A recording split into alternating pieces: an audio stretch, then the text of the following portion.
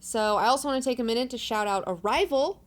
It just got nominated for some Academy Awards, and it's back in the theaters. And if you didn't see it the first go around, I encourage you, I implore you to go see it. This was a science fiction film that was like made for me. Like, honestly, I loved it. I loved it. I want to go see it again. I'm going to buy it on Blu-ray. I was really blown away by this movie.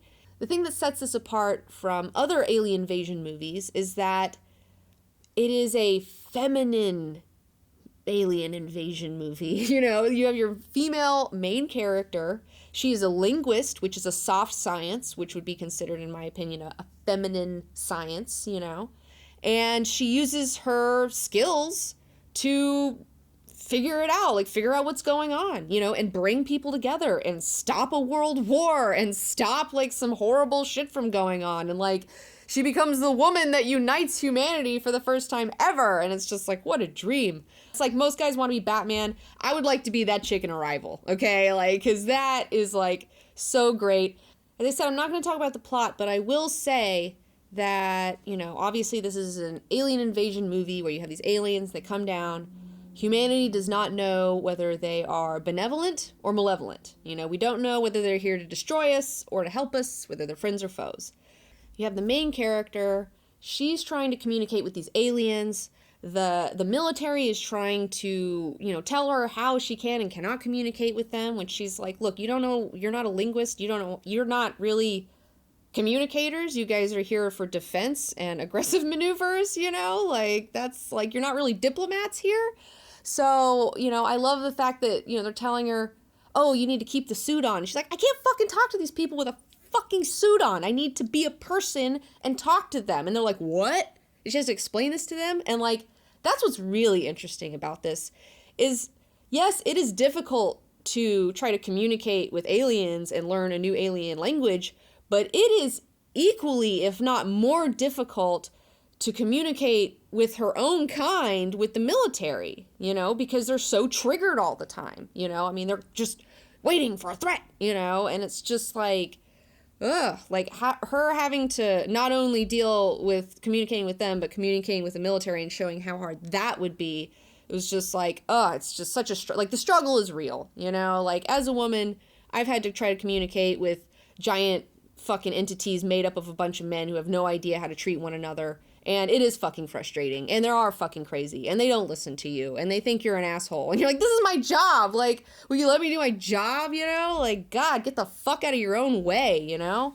So, yeah. I really like this movie a lot. It's totally, I hope it wins lots of Oscars. If you're interested in reading a book that has similar ideas and themes in it, check out Childhood's End by Arthur C. Clarke. It's pretty short. It's pretty simple. You know, there's a lot of stuff that's in that movie that is also in this book that you may enjoy. So, yeah. Check out Arrival. It has the CBG stamp of approval. And don't forget to check out my new show, Greater Creators. It's airing every Tuesday on Go90. And it's all about some of my favorite creators and how they push the boundaries of art and how their influence can still be felt today. These are people you may have seen their work, but you don't know their name, or may have heard their name, but you don't know exactly what they did and why they're so awesome. So far, we have an episode out about Jack Kirby.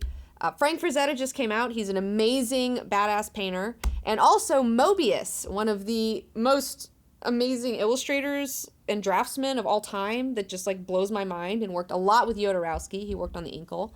So yeah, check that out. Definitely, for sure.